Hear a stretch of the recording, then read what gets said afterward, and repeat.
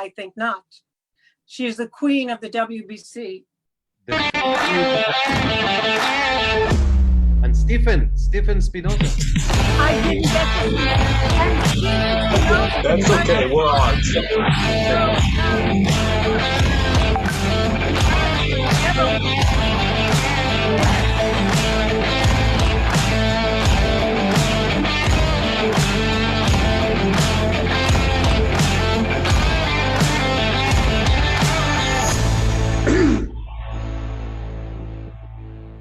One sec. I'm trying to connect to the computer instead.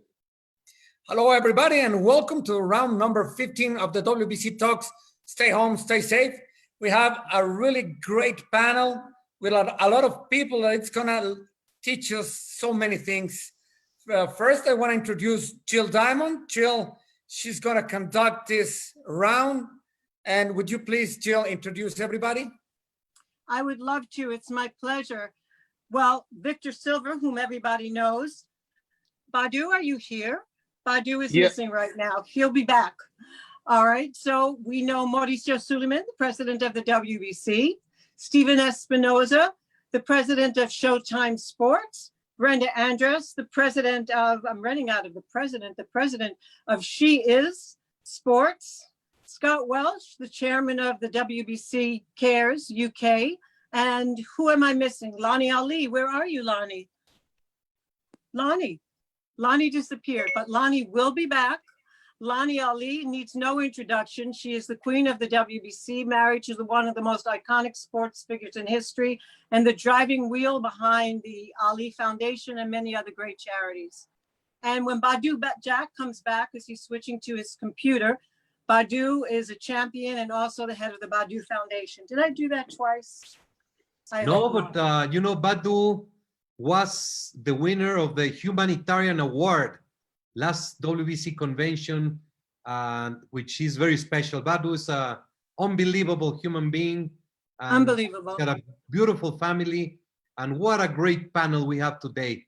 The idea is to spend 1 hour together with familiar faces to get our mind out of this movie that we are all facing.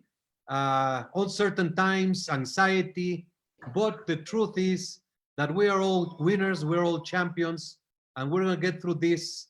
And we just like to praise each one of you for your contribution for humanity, because you are all very special. Thank you very much. So why don't we just start? So what is it that the people on our panel have in common? It's that Badu Jack is connected now. Hello, Badu. Hello, can you hear me? Yes, we can hear you, but we cannot. We can hear you. We can't see you. Let me see. All right, Badu will return again. So what is it that all of these wonderful people have in common? We're calling today sports, faith, and philanthropy. Why sports? Because sports teaches us discipline and resiliency, faith in ourselves, faith in others, faith in a higher power, faith that we're going to get through this stronger and better. Philanthropy, keeping your eye on others' needs instead of just your own, just like those people out there who are risking their lives for ours. That's what all these people share. We're living in a world that feels like a virtual world. Some would even say it's a terrifying world. Still, there are many, many amazing people who are helping others. And even before this pandemic, there were those who sought to make others' lives better, whether by work or donation or by using their celebrity to do good. So today we have blessed with those who have worked publicly or privately for the betterment of the world, particularly through our unique platform, sports. So the question we ask always, will compassion win out? Is compassion as contagious as COVID? And I'm hoping that today, through hearing about what these wonderful people do, we will find out and be convinced that it is. So firstly, I gotta ask, we're from all other parts of the world. Let's start with Yolanda, Lonnie. How are you handling the stress? What is it like where you are? Lonnie, I can't hear you. Hit your mute.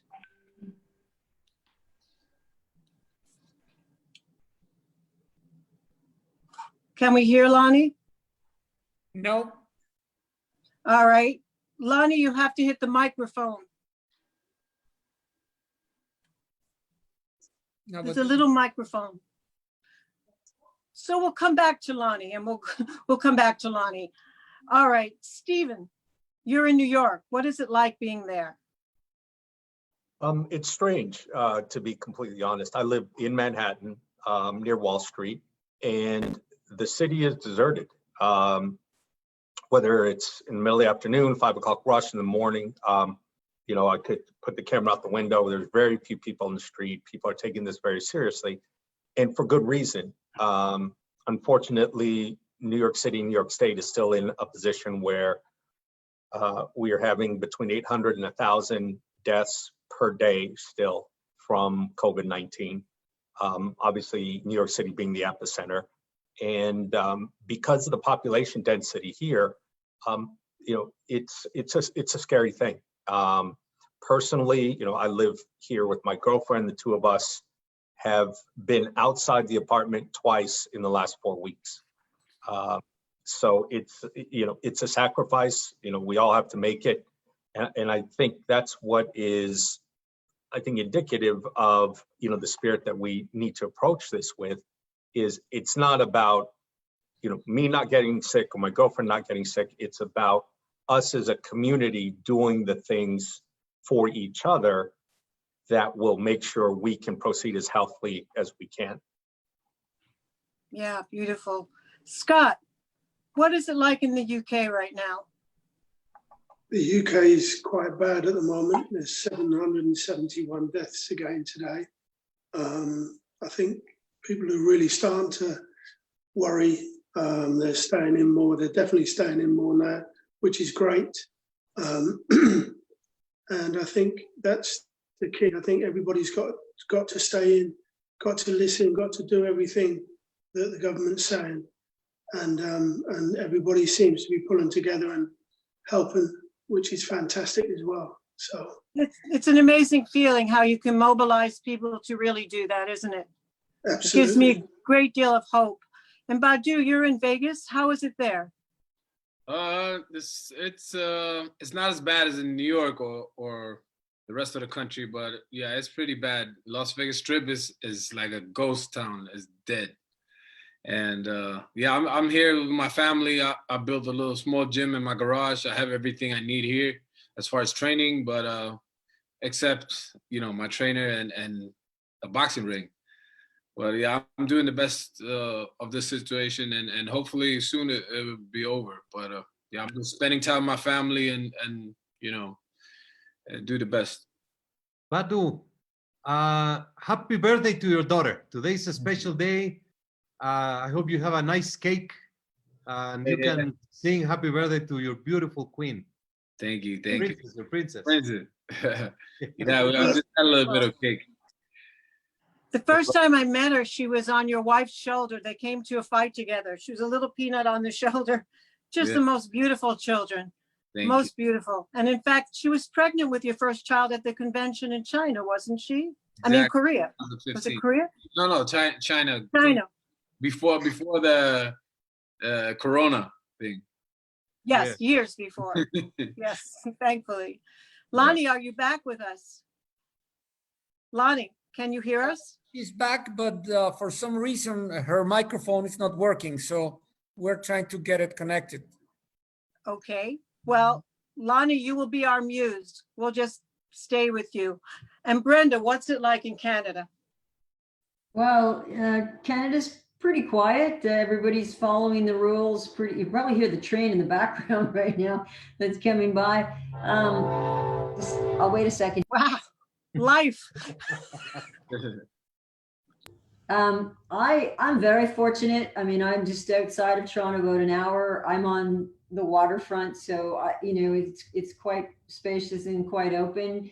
But I think that, you know, the positivity that surrounds us right now is, you know, our world, our whole environment is getting a wonderful rest. You know, it's already showing numbers of our waters, our lakes, our air has improved massively with the fact of people are just staying home. And I think that, communication, people connecting by Zoom, people connecting by many different ways, and actually having to have conversations, actually having to talk about things. And I think the other thing that is, I hear a lot of negativity, but I would say the positivity is starting to outweigh the negativity, because people are starting to say, well, how are we going to come out of this? How are we going to provide opportunities where there wasn't before, but there is now? You take a look at, Canada and US and many different countries are now looking at how do we make sure moving forward that we're producing stuff within our own countries, that we're providing jobs within our own countries that facilitate some of these emergencies. So I think of this as a very positive outcome will come from something that has kind of, been right here in front of our faces, that has said, take a look at what's going on. Because if you take a look, there has been a ton of deaths around us that has nothing to do with the virus, and that has actually outnumbered the amount of deaths of viruses. And we have never really taken a look at that. And I think there's a lot of different things now coming into perspective for us. So I truly believe in positivity. I believe it too. Stephen, Showtime has been showing some wonderful replays of some great fights and all of that, but all of our lives have changed so radically. So firstly, I want to know, what do you do to stay positive? And I also want to talk about some of the incredible documentaries that you have shown during this period of time. And I recommend these, particularly these two. One is Bipolar Rock and Roller, which is about one of our commentators, Mauro Ronaldo. It's an amazing documentary about mental illness, and it brings it into the light, and it's so inspirational. And also the one about Meta World Peace, The Quiet Storm.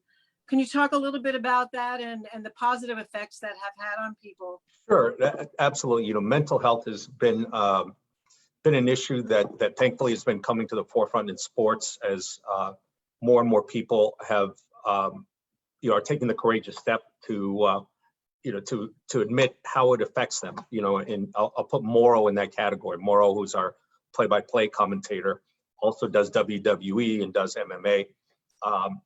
But Mauro has always been an aspiring commentator. So he's been filming himself since he was 7 or 8 years old with a home video camera.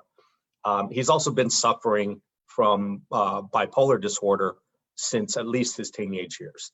So you put that together, he's got years and years of footage of him at his best and him at his worst.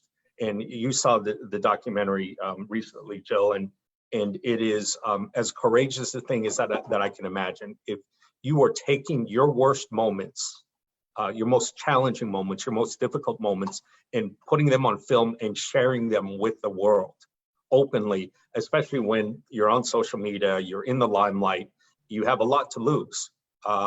And I remember a conversation I had with Mauro very early on in the process. I saw the first version, the first cut, and my inclination was I was going to pick up the phone and call him and say, Mauro, your career's going great. Are you sure you want to do this? Are you sure this is something you want to put out there? You can't pull it back. And as I'm dialing the phone, I caught myself and I realized that's the problem.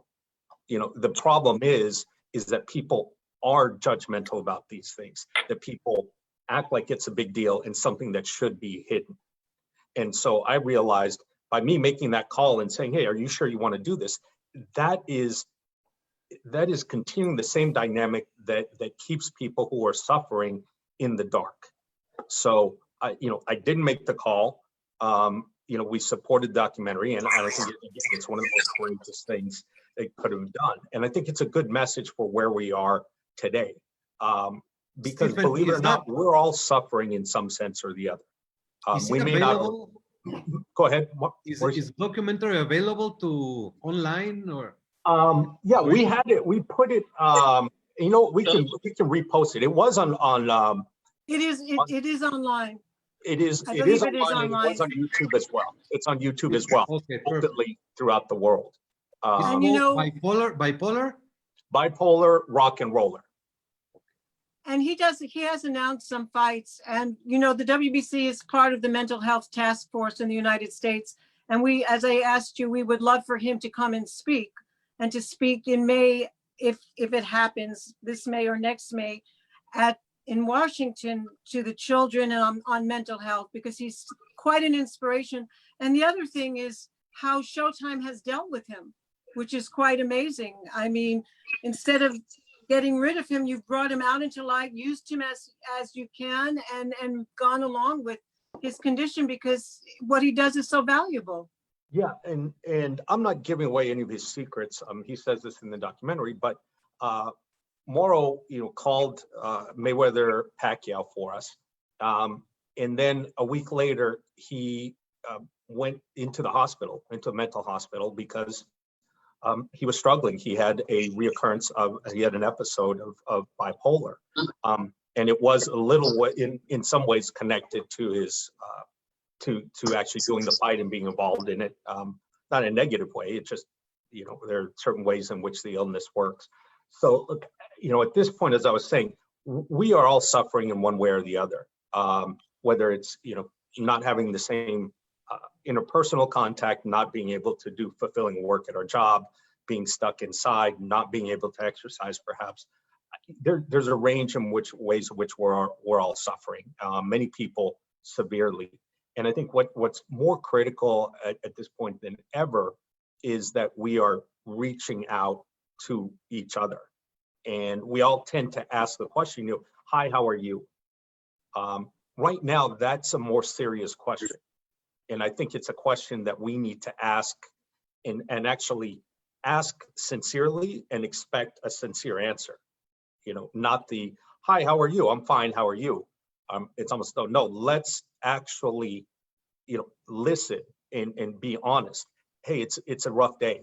It's a rough day today. I miss my family. I haven't seen them, whatever it is. But I think, this connection, what you are doing here as an organization is critically important, because we are in some sense all suffering from this.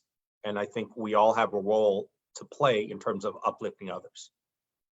Thank you, Stephen. I mean, it is quite amazing. And I think this period of time has been very humbling for everybody, and maybe will give us the impetus to be vulnerable and to reach out to each other. And that will, I mean, I can't imagine what the first hug is going to feel like.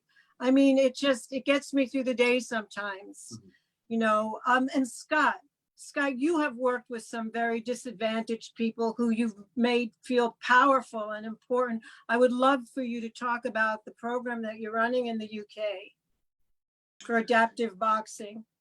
Yeah. I mean, I've got some great guys that are working with me at the moment. Louise Fay, she's doing amazing stuff. She's got a Facebook group called Weekday Wheelchair Workouts, and she's doing that every day, 10:30 in the morning. And she's joining forces with Rising Stars in Dubai. So she'll be working, a few of them from Dubai will be working with her as well. She's done amazing work. And how does it feel as an athlete, but as an athlete who's always dependent on your body, your body was your platform, to be able to give that gift to people who couldn't even walk before? I mean, that must be an amazing feeling. I believe that what we're doing here with these people is amazing. They're absolutely loving it. They've shown me how important all the work we're doing is, and working with these guys. Now, whether in a wheelchair or not, it doesn't matter. They're fantastic people. They want to show us. They want to do the work, and it's amazing, absolutely amazing. And they're doing incredible things. And I believe in the next 2 or 3 years, you're going to see some unbelievable, incredible things out there by these people, what they're going to do and how they're going to show us how incredible they are. Lonnie, do we have you now? I hope so. Oh, we celebrate. Yeah, I had to turn the phone Thank you on for and your off. patience. That's okay. I I could always hear you. What? I said I could always hear you guys and see you. You just couldn't hear me. Yes, yes. Well, you're the That might invisible. that might have been divine intervention. I hope you were saying nice things about us while you were offline. No, I was working with Victor trying to get this fixed, and he was right. I had to turn the phone on and off. So Thank glad you, to be Victor. here. So, I mean, there's so many things to ask you. You've been through so much in your life, and you've been an advocate. You've been what we call you our champion's champion. I mean, involved with the Ali Foundation, the Parkinson's Foundation, Celebrity Fight Night. I can't even name all the things. You have so much to teach and so much to share. I don't know how much of this is, quote, faith-based, that giving you the courage and motivation to not only keep going, but to keep challenging yourself. Give us some information, give us some food. You know, it is faith-based. You know, I was raised Catholic, even though I'm Muslim now, and that sort of provided me the foundation of a very strong belief in God. And I always believe that whatever I'm doing is because that's where he wants me. So I always implore him for his help, aid, and assistance. And, you know, if he wants to, if you put me here, get me through it. And I mean, that's basically the way I talk to God. If you want me here, you put me here, help me get through it. And even with this, what's going on today, you know, if Muhammad were here, he would say that this is an example of God showing us that he is in charge and we are not, because there's nothing we can do. We're at the mercy of this horrible virus that is robbing so many people of their livelihood, their lives, their loved ones. And it's awful. I mean, for somebody our age, and I won't say what age that is, we've never lived through it. We've never lived through anything like this. So it's, you know, it's a teaching moment, but it's also a moment for us to be humbled and to understand the divine power that controls everything. But, you know, like you, I heard you say, Jill, that you can't wait to be hugged. And I'm wondering how this is going to alter our social interactions in the future. Will we actually hug anyone anymore? You know, being raised in the South, that's just something we do. We hug, we handshake. But, you know, I'm just wondering, can we do that anymore? Will we be able to do that anymore? I think it's going to change the, you know, our social and human interactions. Unfortunately. I think for a while. For a while it will. But you are lucky. You are with your family right now, and you're in Kentucky. That is correct. I'm actually. What is it like there? What is it like there? You know what? We have been very fortunate. I'm sort of like, I'm actually in Indiana, Southern Indiana, you know, Louisville, Indiana, whatever, Kentucky, Indiana. But both governors of both states have been very responsive to this outbreak and have taken, you know, some of the most extreme measures that they can enforce as governors to protect all citizens. So it is a shelter in place mandate for all of us. In fact, the governor of Kentucky is saying that if you have been outside of the state and are coming back in, that you will have to self-quarantine for 14 days. And hopefully people are doing that. But we've had, you know, we've had deaths, we've had incidences of, you know, the disease being contracted. And I think our deaths are fortunately less than a lot of other states, but I think it's because of the early measures that were taken by both governors to protect the populace. And, you know, we're very appreciative of that. But, you know, it's difficult because, you know, we are social beings and it's hard to sit in this home day in and day out and do nothing. I mean, well, and I say do nothing, I mean, not going about our normal activities. Separated from the lives we knew. But you know, the thing I keep thinking, Lonnie, babies are still being born, hearts are being broken. I mean, life is going on above and outside this, and it will be there for us when we get back to it. Seeing the big picture, staying positive, as Mauricio had said at the beginning, be aware, but be calm. And that is the best tact. And that is actually the message that the Kentucky governor has preached. Be aware, be calm, be safe. But we'll get through this. And I believe that we'll get through it, you know, and come out on the other end stronger, I hope. But I think, you know, it's important that we, you know, understand and maintain a sense of family and stay connected to our friends. And this sort of gives us pause to be able to do that. There's no excuse now for not making that phone call to a loved one, or, you know, writing a note to a friend to say how much you appreciate them. You know, I have friends who have been affected by this virus. In fact, one of doctors, one of Muhammad's doctors in Michigan, who was fantastic, has come down with this simply because he was so aggressive, so dedicated in his position of being a physician and helping and being on the front lines. He contracted it and now is in a fight for his life. So, you know, my prayers are going up for him and other friends who I know who have contracted this illness. So to say that it doesn't touch us or we think we're immune, that doesn't work. It's true, it affects all of us, but it's how we deal with that, you know, how do we deal with that? So I'm trying to keep busy, and I'm cooking a lot, and, you know, reaching out to people and seeing how I can help, trying to offer words of inspiration daily, keeping up with all the updates, and trying to inspire, trying to do what I think Muhammad would be doing now, besides watching his fights on ESPN. Is there anything going on at the Ali Foundation that we can tune into or tweet out, or anything that we can send out to the public that would be helpful?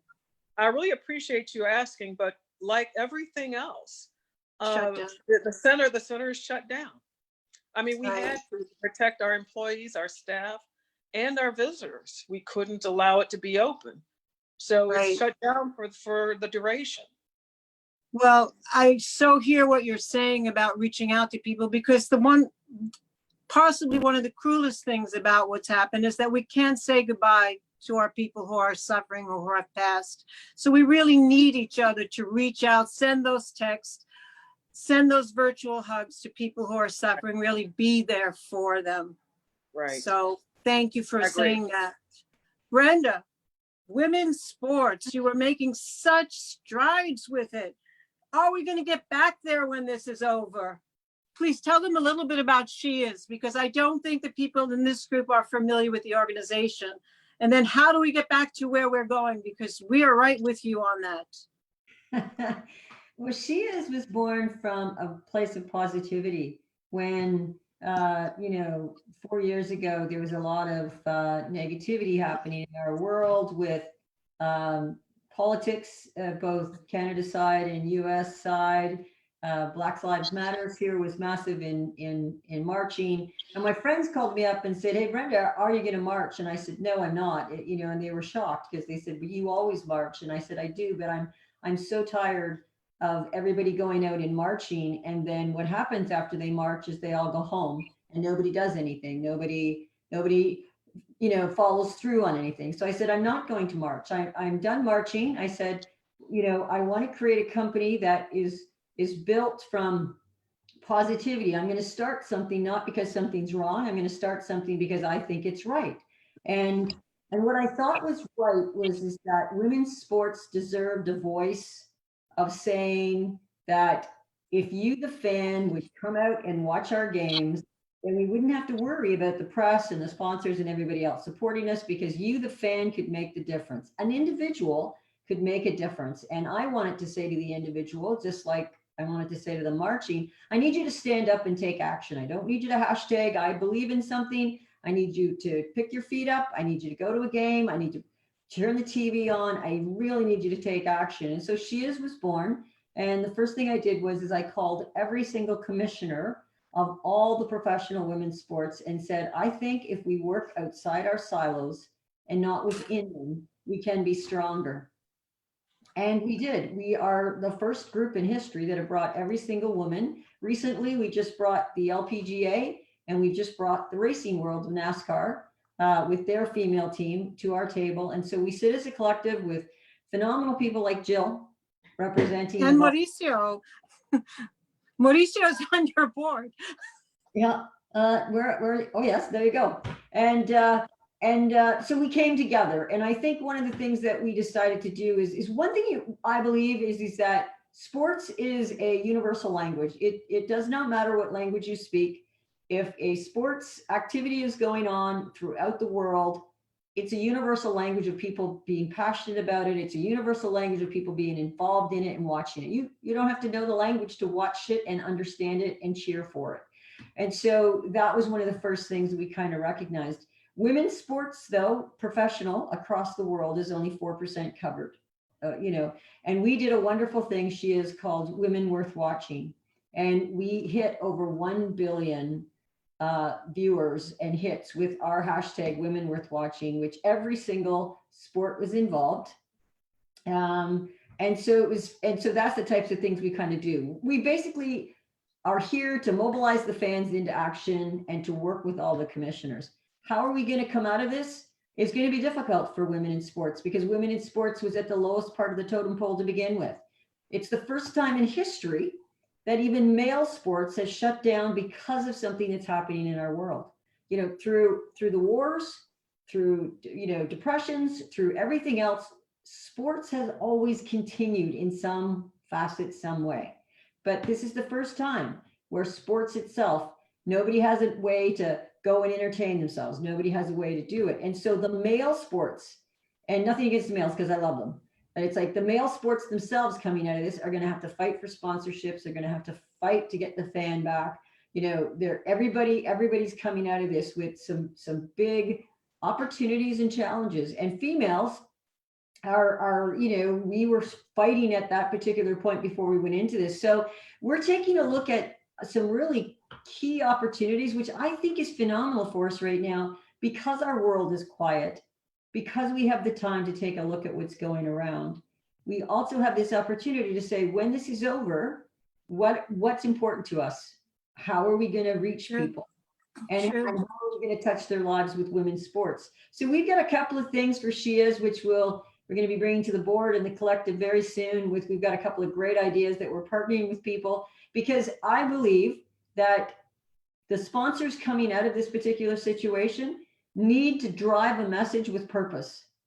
And She-Is totally about driving messages with purpose. And we believe, and we're hoping we are correct, is that sponsors, specifically sponsors right now and businessmen who are making quite a bit of money off of this, epidemic that's going across our world. And we're saying you need to have your message with a purpose and not just for making money. And so that's how we're approaching them. And it will be difficult, but I think I'm a firm believer in that no matter what is put in front of us in the past with our world, and no matter what is put in front of us in the future, we will survive. And we will survive because of our belief in that, no matter what, at the end of the day, light always comes. Darkness only survives for so long. Light will come. The people who are ready for that light will stand up and will make the difference coming out of this. Well, you've excited me, Brenda. Thank you. So, Badu, before we touch on your foundation, what is it that you learned in boxing that's helping you get through this time? I mean, it's first thing is to stay disciplined. You still gotta, provide for your family. You still gotta work out a little bit if you can, and yeah, that's basically it. And stay hydrated. Drink water. Especially, to boost your immune system. Take your vitamins, eat clean, and everything. You win some, you lose some. So I mean, this is a bad spot right now. But after after the storm, after the rain comes sunshine. So. Well, you cover all three: boxing, faith, and philanthropy. Tell us a little bit about why you went to one of the most difficult parts of the world to start your foundation. I mean, that's the refugees, of course. Yes. Refugee kids. So the 𝗧𝗔𝗟𝗡𝗗 Foundation, our mission is to give kids all over the world a fighting chance in life. So right now, we have our teams in both Jordan and Gambia that supply, all the essential stuff for all the kids over there right now. Most things are shut down, but we're doing the best we can. And we're going to launch this week, end of the week, let me see, jointeamjack.com. So you'll let us have that so we can post it for you, right? Definitely. And Mauricio, I haven't forgotten about you. because we're talking about sports, faith, and philanthropy. Tell us about 𝗥𝗢𝗨 and how that led to 𝗧𝗟𝗨𝗡 and your meeting with the Pope and what that means to you in terms of this situation. Well, we have the great fortune to have met Pope Francis, and for him to have given the WBC the opportunity to represent his foundation, Escolas Ocurrentes, through boxing, through sports. And this led to a series of fight for peace. The first one was Canelo with Amir Khan, a Muslim against a Catholic. And we have had a few of those, but most importantly is the relationship with the kids through the gymnasiums. 𝗥𝗢𝗨𝗡 is intended to reach as many kids as possible, to learn through sports the values and the essential principles that we must all abide in our day-to-day life. This moment, Pope Francis, he's a tremendous inspiration. I don't know if you have watched the masses that he has performed all alone in the Vatican. And this is not about Catholics or Muslims or Jewish. It's about humanity. And we are all in together. I really enjoy and I'm learning from what I'm hearing from this panel, which is full of dedicated, altruist persons. Lonnie Ali is one of the most beautiful, special human beings I have ever met.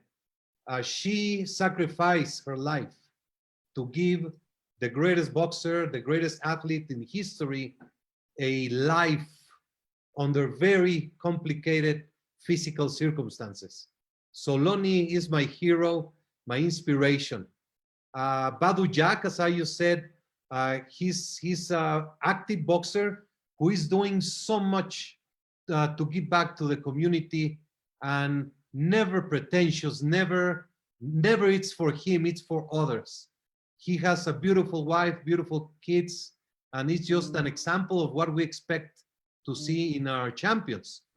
Scott Welch, working with the WBC Cares, and especially with the with the special adaptive boxing. It's been a sensational journey with Scott and Brenda. I follow, I supported. Jill has been a tremendous advocate, and we will always be there, and we believe in it, because boxing, the WBC took women since 2004, and we have fought for them like nobody else. We have done 3 world conventions. Lonnie was crowned as the queen of boxing in Tijuana during one of those conventions. The last one was in the Philippines. So this Brenda was there. Oh, Brenda, okay, of course. This is for women only. And Stephen, what a sensational person you are, Stephen. Your girlfriend, she's unbelievable. And I have seen you always backstage, always in the dark, but making so many great things happen. And this is a kind of people that the world needs. This is challenging, but if we don't take care of ourselves, our mental health, we cannot do anything. I've been telling how I learned through these WBC talks, through the experts, the key is isolate your mind from the negative things that create anxiety. If you watch news, or if you talk to one guy that you know that he's gonna tell you all these tragic stories, and that creates anxiety, stop doing it. Just watch the elemental news. You're not gonna solve the oil prices. You're not gonna create the vaccine. You're not gonna solve what is happening around the world that is hurting us. We have to stay strong at home, mentally, have to exercise to be strong physically, and this eventually will come out, and we will remember these times as historic. I mean, thousands of years from now, they will be talking about what is happening today. But just hearing you, having you in this panel gives us a great motivation. And for those who are listening and hearing, it's a great way of understanding how one person, if you benefit one person, you make great. If you may benefit 2, 5, 100, that is a multiplying effect. And you have the power of doing it even if it's by a computer. And Mauricio, I gotta, you and Victor and Jill and 𝗧𝗔𝗟𝗡𝗗 and the entire organization, I have to, we all should recognize you for the efforts that you're doing now during this time. And on a more personal note, we talk about inspiring people. Your own personal journey toward health over the last, year or two has been beyond inspirational, and the way that you've shared the steps that you've taken and the way you've emphasized, health and dealing with stress and things in your own life. Sharing that journey has made that go from someone that something that benefits one person to something that actually inspires, thousands around the world. So we've got to recognize and thank you for doing that on behalf of the organization and yourself personally. Thank you, Stephen. Thank you very much. They say that anxiety and excitement come from the same place. We just label the emotion when it comes out. So Lonnie, they have been able to mobilize an entire planet, I mean, because of this disease. Do you think when this is over that we can take that same concept and mobilize the world into something good, focus on something positive? Do you think it's even possible? Well, Muhammad would say all things are possible. And I believe it's possible, but sometimes our memories are short and we forget. So I think, that would be a wonderful opportunity for all people from all over the globe to mobilize and do something positive, to not only help this planet, but to help other people who are suffering in so many different ways, in so many different places. And it may just start in your own community, but I think it's a wonderful opportunity to do that. And I think when you do that, Stephen will shoot it, correct? That's right. And Jill, well, that's interesting, because actually I'm starting a podcast with a friend, John Ramsey, about Ali and all of us. And it's all about the humanity in all of us, that That's we amazing. share experience and, and how people are affecting the lives of others. So, maybe it'll be the start of something big. Let's hope. Let's hope, like you said, let's hope there's light that comes from this darkness. And you'll give us that information too, so we can get it out there, because I know everyone's going to watch that. Is it going to be it's going to be a podcast or also with visual? We hope to have visual with it. Great. I know Mauricio has a lot of stories about being a little child and walking into the room and finding your husband there. Tell that story, Mauricio, how it transcends. Well, my first memory in boxing ever, I was home. I must have been 2 or 3 years old, and I hear this loud noise. So I run downstairs only to find these 2 huge men in the living room with my father. And it was Don King and Muhammad Ali. So that was my first ever experience with Muhammad Ali. But let me share one that I always enjoy saying it because it was special. I was young, and it was 1988. Muhammad Ali was in Mexico with Mike Tyson, Don King, many champions. It was a WBC convention.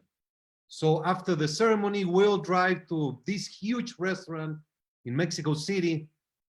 Mike Tyson is the current champion, and Ali is the biggest ever. So Muhammad was so bright, and he just got my father and he told, now is Mike Tyson's moment. Please take care and make sure that is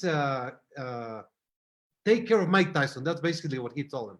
So my father said, please stay with Muhammad, and I will come back in 5 minutes so we can go to the table, blah, blah, blah. So they go, and I'm there with Muhammad Ali, and he says, I'm hungry. So I immediately look, and I find this thing, and I give it to him, and he bites, delicious. And he takes a huge bite. And then he says, what is this? And I say, pork.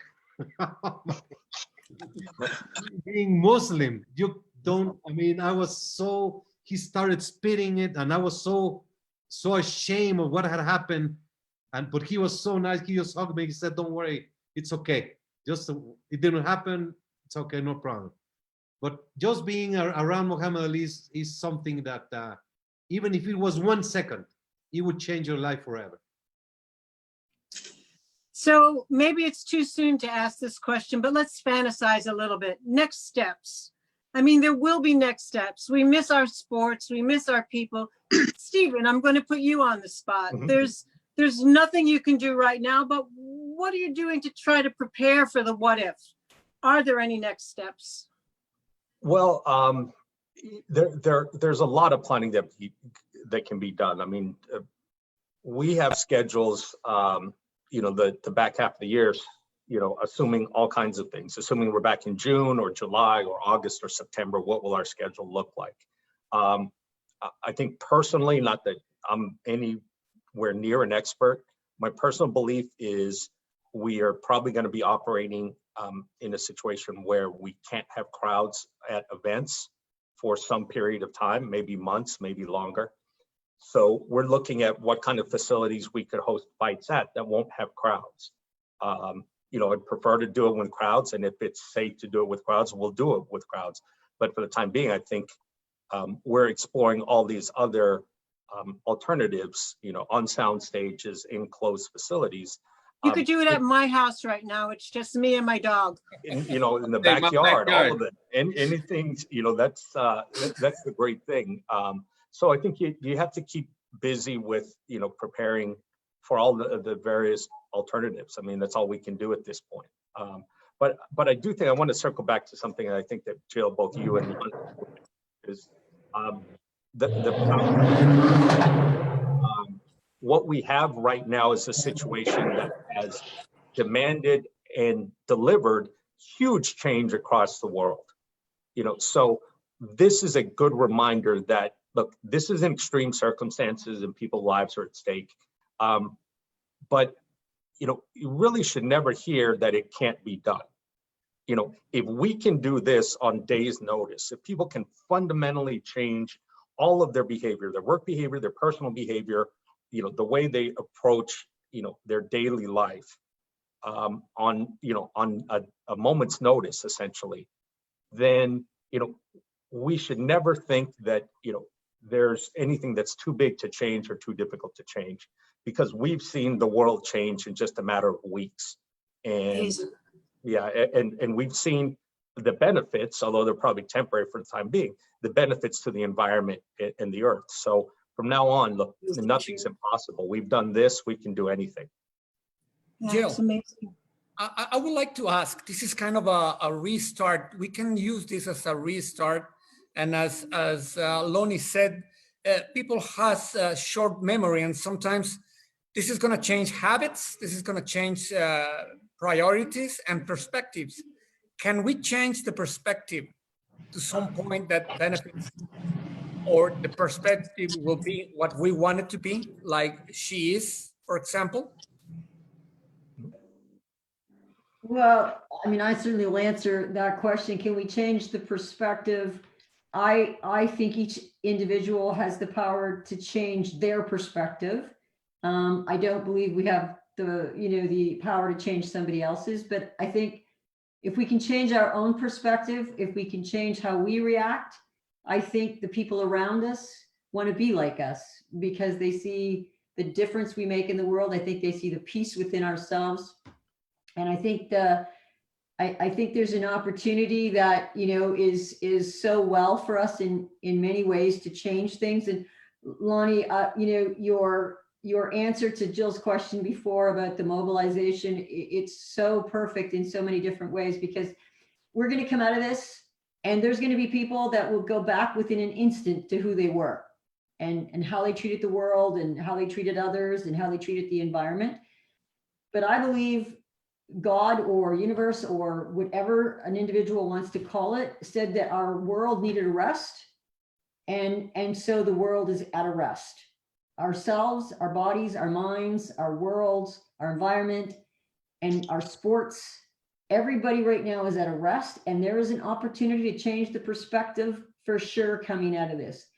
In some small way, whatever the small percentages it will be, this world will change, and the people will change, not because of it, but because they themselves have seen it, have been touched by it, and have heard some calling within themselves to make a difference. So I totally believe the perspective will change.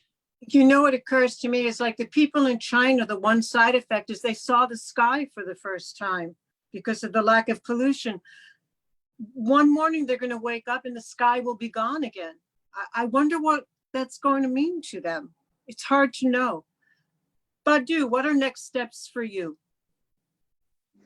I mean, I'm trying to stay in shape, and as soon as this is over, I want to start training camp. I want to get back in there. So yeah, we had something not officially scheduled, but yeah, around this time. So we just got to postpone it, and yeah, I can't wait to get back in there.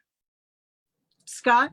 We have Anthony Irel watching, and he says hello. Also, Luis Fay from Adaptive Boxing. They say hello. There are people watching, and Irel says he wants to fight Badu Jack. You can do it on Nintendo. Oh, You know? we can make it. We have all the people on this call. We can make a deal right here. We've got a network. We have the sanctioning body. We've got the fighters. We can get it all done. Come up with the money. Scott, what are your next steps? I think we're just waiting for it to start to move again, and then we can really. I believe this has changed people's perspectives. As you're saying, I believe that it's going to be a different world out there, and I believe it will be a different world for the better. I think this has really brought the communities together, and it's going to change. I believe it's going to change people's mindsets and make the world a better place. I believe if we can come through it and everyone keeps listening and staying in and we get through it, I believe that we can change it for a better time. And then we go to work and do our stuff again. And hopefully everybody will be on board more and be able to help us more. And I believe it's going to be an incredible place. Lonnie, I know what your next step is, to go someplace where the sun is shining.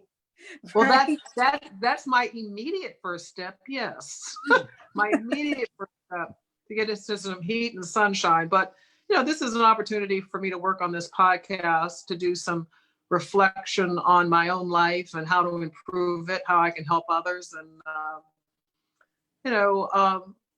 how we can leave our mark on this world. Because as Muhammad said, you can't take any of this with you. And it's the legacy you leave that impacts the generations to come. So, this is an opportunity for me to think about that. How am I going to leave this world better than the way I found it? Really? Mauricio? Well, we're staying busy. We're staying busy. Wake up every day, exercise, take a shower, go to work. I put my clothes as if I was going to go to the office. I go downstairs, like if I'm away from home, I do my work. I make a list of everything that I have to do. Then I take my time for the school with the kids, then lunch with them, then work more, and then time to watch a movie or play with them. And then comes the weekend. I have been trying to keep the schedule as if it was normal life. And I feel very happy when it's Friday and it's a weekend. We are working, the WBC Safe Boxing Task Force is working on putting together a protocol, medical protocol for COVID-19. Whether it's used right now, whether it's used later, promoters, networks, the boxing community is going to need specific protocols on how to handle. And you're working with physicians? Of course, with physicians, with the boxing task force, with the experts. As Stephen was saying, maybe fights will take place without crowd. And you can start now recruiting fighters to putting into a camp with the proper testing, with the isolation for X days, blah, blah, blah, blah. We have to get moving. We have to get, this is not going to beat boxing. Boxing is going to beat the virus, but we're going to do it with the boxing strategy. When you're going to fight, you have to have a strategy. And this guy, you don't fight it face to face. You got to move around and box it. So stay home and fight it and defeat it. Marta Salazar, the former heavyweight champion, great woman, great pride, also says hello. And I just feel that we have the power to control your own self and your family and the ones that are near you. We have to stay positive and not get anxious. But Badu is packing his suitcase now after you spoke, Mauricio.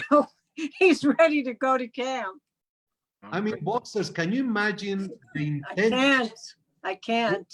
We are going to see them going at the best because we all give things for granted. So we go day to day and you think everything is going to be there and you're better than anything. Now we're humble. We are nothing. Now we are going to have the opportunity to show what we are in life. So boxing is going to be tremendous as soon as it goes into the first fight that will happen. Well, that is true. As I said, boxing, faith, and philanthropy, we have it all here. And did you have some positive words, Soto, that you wanted to say for us? Well, yes, I had something prepared, but you guys have said everything. Really, You can hear it again. It's always good to hear something positive again. I've received a huge lecture of sensibility, of humanity from you. I really admire all the work that you do in your organizations. And I'm just, right now, I just want to share a little bit the reflection we did this morning. Sometimes we have two ways of focus. One way to focus is on looking at, when we look at the obvious thing. The obvious thing is that COVID is a reality in the world right now. It doesn't matter if you're in England, the States, Canada, China, it's all over the world, in Europe, okay? But the real thing is that we are human beings who wants a better world, who wants to focus in changes and in positive things. So in that way, that was the reflection. And sometimes our brain betrays us. And we of course, those bad thoughts come to our minds. What we have, we need to have the power to change that. And like you guys were sharing your beliefs and the work that you've done during your life, I've been doing, my life is been dedicated to education. I've worked for more than 25 years in education, and I'm very, very proud that Mauricio had the vision to bring education to the boxing world, because education is necessary.